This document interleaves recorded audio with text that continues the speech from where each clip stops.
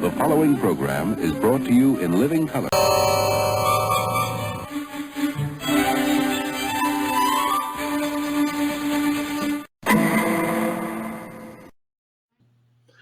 Hi, and welcome to another edition of This Week in TV History. I'm Tony Figueroa, the child of television. This is my beautiful wife, Donna Allen-Figueroa, and you can hear us on TV Confidential, a radio talk show about television where we talk about TV history and people that have contributed to television as people we grew up watching, people who helped create the TV that we love watching. We hope that this year is going to be really big with some of our interviews and some of our discussions. And we got TV Confidential swag now. This was given to us by Ed Robertson, the host of the show, over the holidays. So you can find this on the Cafe Press website. I kind of like the idea of having the coffee mugs. Kind of appropriate for what we're going to talk about. January 14th, 1952. Exciting.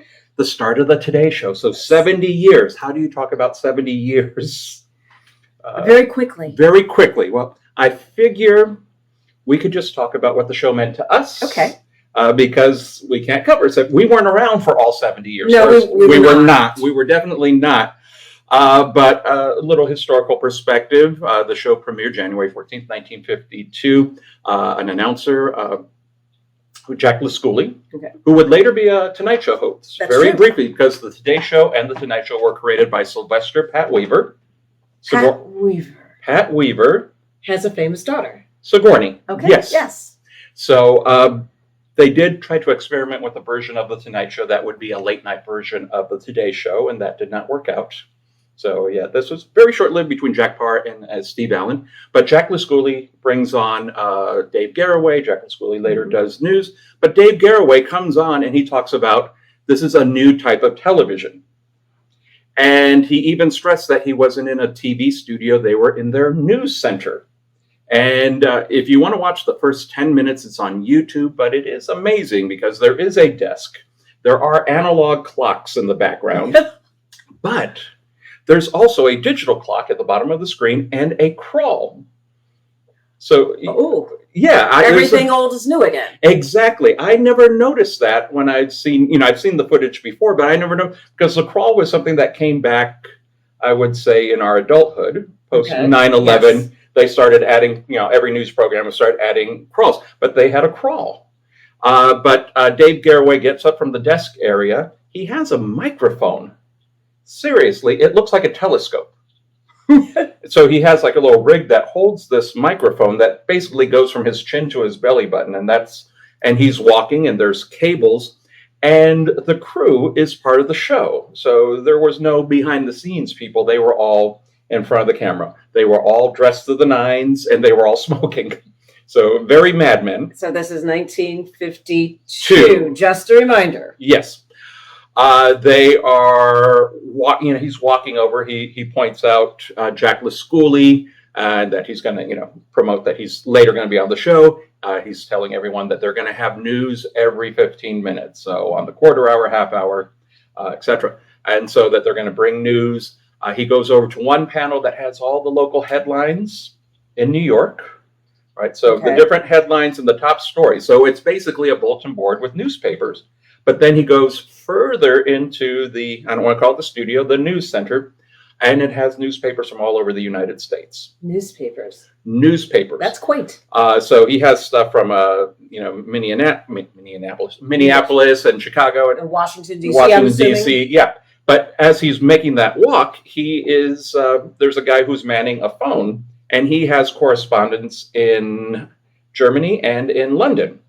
Which was probably a big deal? It was a big deal that you could talk directly. He had this machine. It was kind of like a photo machine, like a fax, but for photographs. Okay. That they can send a photo from a different location, and it would be printed in this machine. It would come out like our fax machines, which is antiquated technology now. But it actually was in the chemicals, and the photo paper would come out kind of like, our printers now. So they could be sending him, and there's like, oh, we got a photo. It's in the soup right now. It's going to come out very shortly. So there's a lot going on. There was a lot going on. There were people who were writing the news, award-winning journalists they're showing off electric typewriters. They're writing on these things, and he like brings his microphone. See, it sounds like a machine gun, and he's just showing it. But there were both men and women who were writing the news. They were all, again, smoking, but they were actually doing it on the same floor that the newsreaders would later read in the show. And they were saying that we want to cover all aspects of American life. So news, weather, sports, all of these things. And something he says in the first 10 minutes when he's showing the newspapers from around the country, he said, this is not a show from New York to America. This is an American show for America. And an informed America is a free America. I think I got the quote right. Yeah, I think it's a big statement. That is I thought that was a very important statement. And we also have to remember the time period, 1952. So one of the news writers actually came from a bureau in Moscow and was basically asked to leave. And he kind of nudges him a little bit, jokes about that, and he considered that an honor that he was asked to leave Moscow because he was constantly battling censorship issues that they had over there. See, an American? He was an American reporter. That okay. was yeah. So Dave Garroway was kind of showing, look at the type of people that we have here. But it was very much walking over. Of course, the one news writer who was one, it's like, this pretty girl is, so you had some of that too. Yeah, but that was what the show started from 7 to 9. And the more things change, the more they stay the same. Now, both you and I think, have, a very different image. For me, I think was the Peacock. It was my earliest memory of a lot of television. Getting up very early in Defiance, Ohio, in my grandparents' house, and at 7 a.m. this Peacock came on, and you had this very deep voice. I don't know who the announcer was that did that. The following program will be broadcast to you in living color on NBC and the Peacock. I had to sit in front of the TV to see that. Did you have a color TV? We did not have a color TV. A lot of us did not have color TVs, so it was rather frustrating to hear that announcement. It would be years before I saw a color TV. None of my friends or neighbors had a color TV. I believe my mom had a high school classmate that had a TV store, and that was the first time I saw a color TV. So the first time I'm seeing this stuff, it was, mind-blowing to actually see what they were talking about. But they were saying you would see that and it would come on. But I remember being very young, and my earlier memories was, how long is this going to be on? When does Captain Kangaroo come on? Because I knew at a certain time, my grandfather would go over, physically change the channel to the CBS affiliate to see Captain Kangaroo. So I wanted to see the Peacock, and I would sit through whatever was happening. And then eventually I knew that we could change the channel and watch Captain Kangaroo. Okay. So, that's very early memories. No, the Today Show was always a staple in my house. I think different families watched different networks in the morning, and we were most definitely a Today Show family. It's just, and even as an adult and moved out of my parents' house, I looked at some of the other news stations, but I always came back to the Today Show, and after a while, it's rare that I watch another morning news program. Well, and also remember the time there was no cable. True. If you had cable, that meant that there was an antenna on a high hill somewhere, and they had to use coax cable to get the signal into your house. That meant you couldn't have it on the roof or what have you. And it would be several years before the other networks would have a morning program.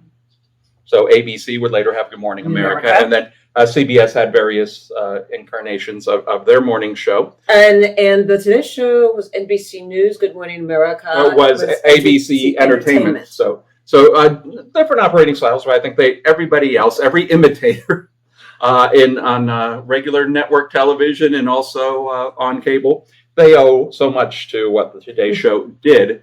And I'm laughing here because didn't the original Today Show have a co-host, so to speak? A mascot? A mascot. Yeah, that's the word.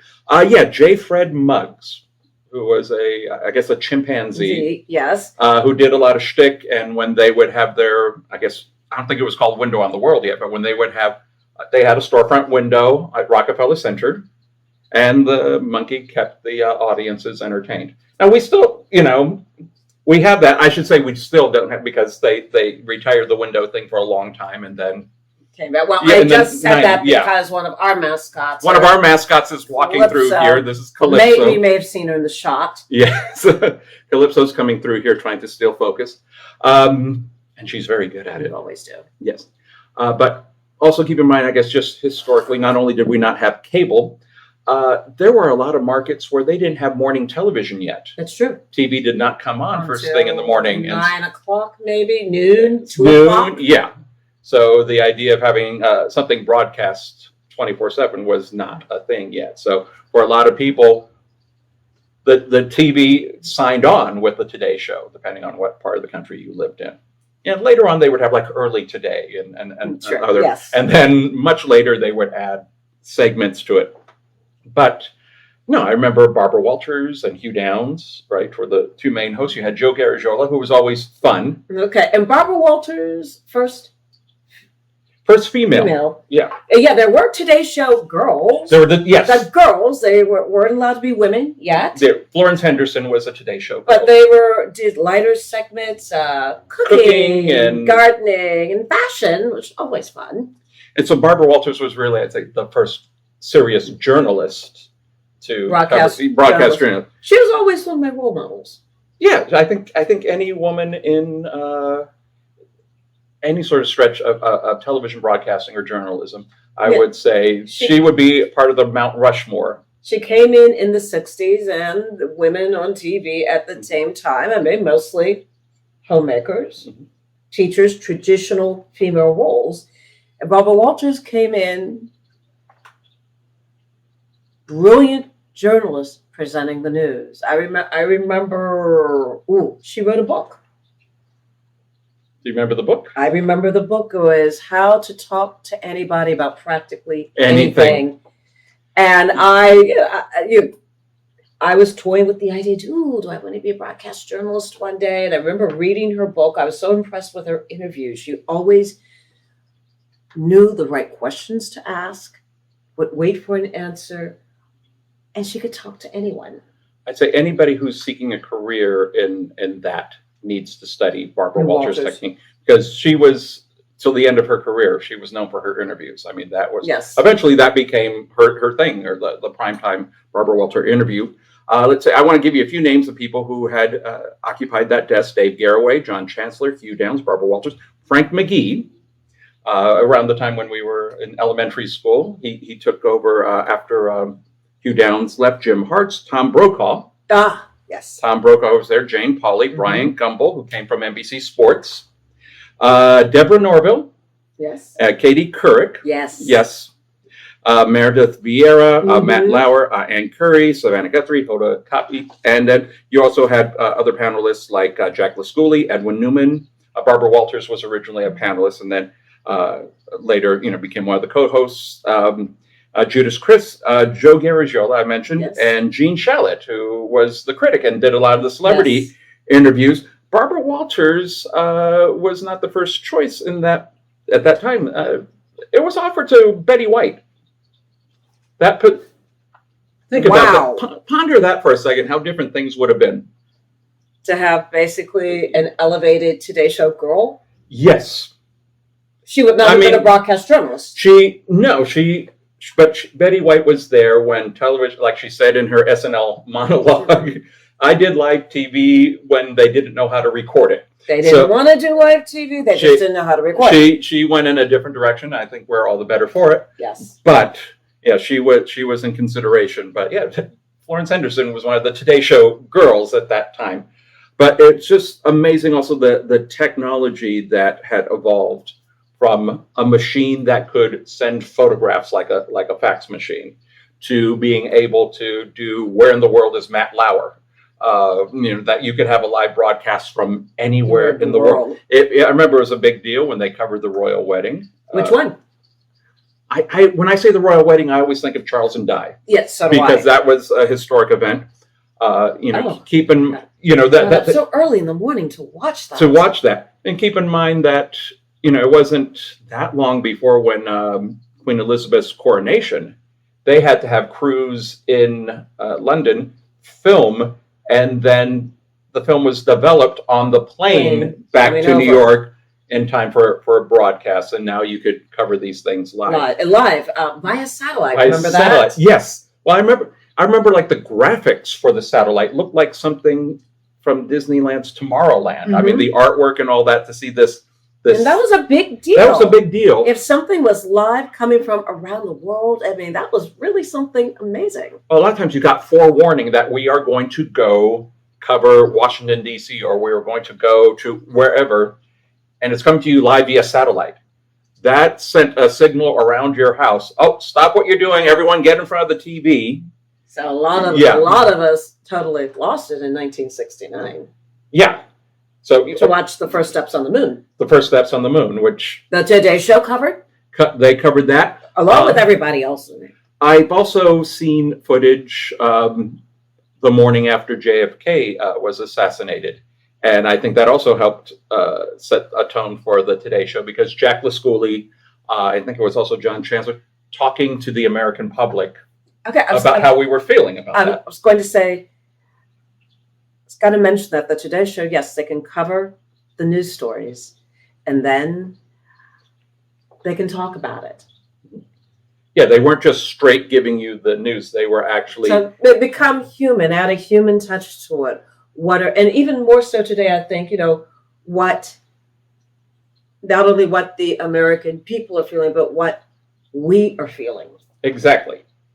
So I would just imagine that, and we've had different experiences where you get up first thing in the morning, you find something horrible has happened, or you went to bed and something like that's happened. Or something wonderful has happened. Yeah. And you have these people that you see every morning who are now part of your family, and they are talking to you about it. And they are allowed to express themselves, about how they feel. It's okay for them to show their humanity. And I remember with the JFK thing, Jack LaScully was talking that, well, I think a lot of us, when we heard that this happened, our minds went back to the day that we heard about Pearl Harbor. So wow. You do have that connection. And of course, when we're watching coverage of 9/11, a lot of people are saying, I haven't felt like this since we heard news about JFK. So you always, you get that, but you have that connection that's made from these people that you like to wake up with, these people that you're having coffee with. Yeah. In our lifetime, we not only saw some advances in the technology, but we got to see characters kind of evolve and, move on and do other things. Do you have any favorite moment? I mean, I wouldn't call it a favorite, but I remember things like Willard Scott dressed up as Carmen Miranda, who he was like the first dedicated weatherman for the show, who would pave the way for Al Roker later. Wasn't he one of the original? He was. He was the original Ronald McDonald, and he was a bozo. Okay, so I was right. He was a bozo in the D.C. area. So Katie Couric grew up watching Willard Scott as bozo, but he was the first Ronald McDonald, which was very different from the Ronald McDonald that we grew up with. But he was the very first Ronald McDonald. But Tom Brokaw, Tom Brokaw started really his career in L.A. as a local correspondent, and he got national attention because he was covering then Governor Reagan's campaign. Yeah, I was going to say, his campaign, and he was getting national attention. He was also, prior to being in L.A., he was in Atlanta, and Atlanta was strategically located, so if something happened in the country overnight, it was easier to get Tom Brokaw from Atlanta to wherever in the country than to get somebody in New York to everything. It's interesting. Yeah, so that kind of helped get him up there. And then he was the local news guy when I was a kid here in LA, and that kind of got him progressed. So it was kind of cool. Oh, one of the local guys here is now moved up to the big time. So it's like, you kind of feel like local boy makes good, even though, he came from Iowa. And then the same thing happened again with Brian Gumbel, because he was the local sports guy here with Channel 4. And I always forgot that he came from sports. And a lot of people said that was what made him a good interviewer, is because, they said guys with the sports background are excellent interviewers. And, Howard Cosell, of course, but also Bob Costas. That they are, I never thought that of these it that way. journalists that with the sports background, they are excellent interviewers. They are I guess just having that as a background, it is just a wonderful. Another one of my favorite interviewers, Katie Couric. Yes. Katie, who was America's Kid Sister. She got that. She also was called Perky a lot, which she did not like. And I don't, okay, America's Kid Sister, that's kind of cute, but I remember one morning, I don't even remember who the executive of a certain company was, and he sat down beside me, and it was in the first half hour, so the hard news half hour. And he started, "Oh, Katie," just like it was, the condescension was in his voice. And she just sat there very calmly and tore him apart. Just didn't raise her voice, just very calmly, just asked question after question after question. I was rooting for her. He was sweating. By the end of this interview, he was sweating. I wish I could remember who it was, but that was just one of them. Yeah. But she would listen, ask her follow-up. Didn't have to get upset or raise her voice, but I know, this little girl's going to interview me. Oh, I got this. Yeah. Oh, he did not have it. And I think history repeated itself again and again, not only with Katie, but also like Savannah Guthrie. Oh, I'm going to talk to this pretty girl, and it's like, gee, this pretty girl's got a law degree and a journalism background. Don't condescend. And Hoda, yeah. I think that I call them the dynamic duo. They are very good together. They are keeping that ship moving forward. I was very happy when NBC named them as the team of the morning show. I was like hoping that we would have two women at that desk. I think it's one of the best decisions they've ever made. It's a different dynamic, and they're both phenomenal. So I would say with Savannah and Hoda especially, and the whole team, but with them, especially in the last couple of years, because they were going through the things that everybody else was going through. They were working from home. They had the same fears and concerns, and they shared that, and not just in what they would say, but you could see it and you can feel it. And I think, that is part of the Today Show tradition as well. It's like, we're all in this together. We're in this with you. And I think especially in 2020, for us, it was a good way to start the day, a good positive way to start the day with facts and a little levity. And they made a point of having their boost to just enjoy. So even if things got heavy and things got a little dark and things got a little scary, before we went to commercial, there was something upbeat, something fun, something that was going to give you a good laugh. Okay, but the important thing was information. Which is what, especially during 20, we needed that more than anything. And you really enjoyed, even though you spent almost a year of this corner, and everybody was apart. But when they all got back together, it was like, oh, great, let's watch this. And, so you kind of felt you were happy that they're all back together, that they're enjoying themselves. That things were slowly getting back to normal. We got a long way to go, but I remember that was a very nice moment. I'm trying to think of a few other fun things. Where in the world is Matt Lauer? You wanted to tune in at 7:00 to see where in the world they were going to do something, and then also to see how they made that possible. Trying to think other elements of the show. It was just new technology, celebrity interviews, which were, I'd say, not all the journalists like doing that, but they were able to pull it off. Their concerts, which I was, oh, really? Do I need a concert? Well, put the right artists out there. I'm right there with you. And it was always fun to see that on the plaza, to have the full, and, when they went back to the tradition of having the window and having that whole area open up, and having to see that all these people would come to see them that early in the morning and cheer, and they could go out and they could have fun. And even when they were out on the plaza for the first time, just getting vaccinated, it was vindicating. That was good and showed a lot of people not to be scared, I hope. Yeah, hopefully, yeah. Well, if you can see that your friends are doing that, it's okay. Yeah. And hey, we just finished the holidays not too long ago. I love it when the Christmas tree arrives. Yeah, and that's always a segment. That's always the history of the tree, but the current tree, you find out where the tree came from, and last year we had the owl that traveled in the tree. Became a children's book. Yes, which I could not find.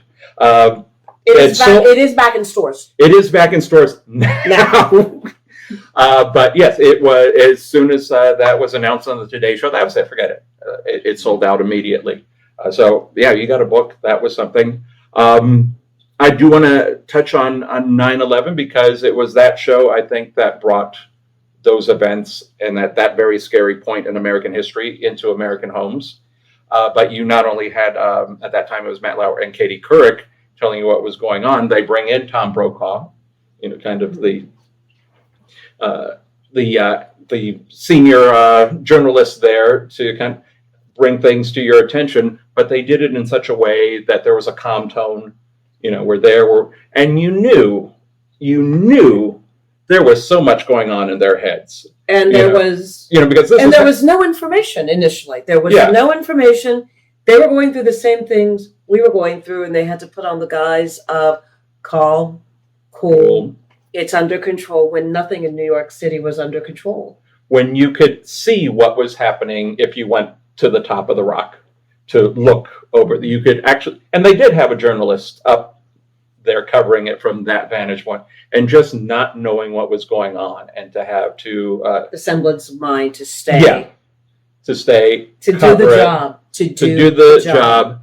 And later on, they would explain that one person would be, you would be looking at what's happening. You would hear the voice of one person. Another person was getting information fed into their ear of what was going on. They would trade off, and they're still trying to check out what's going on with their families, kids, everything else, that just normal human things that are happening. But to present this in a calm, cool, and learning what's going on. The beginning of that show has been in several documentaries. Yes. But the two of them, it's a beautiful day in New York City. Did they say picture postcard perfect? It was a gorgeous day. It was a beautiful day, and I've seen a couple of documentaries where it starts with the two voices. Mm-hmm. Just another day in New York City, and they were on the air for hours. They were on the air.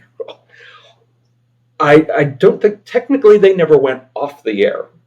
I mean, they were on. Tom Brokaw joined them, but they stayed, and eventually Tom Brokaw kind of just took over with the nightly news. But the show basically didn't end that day. It just went on.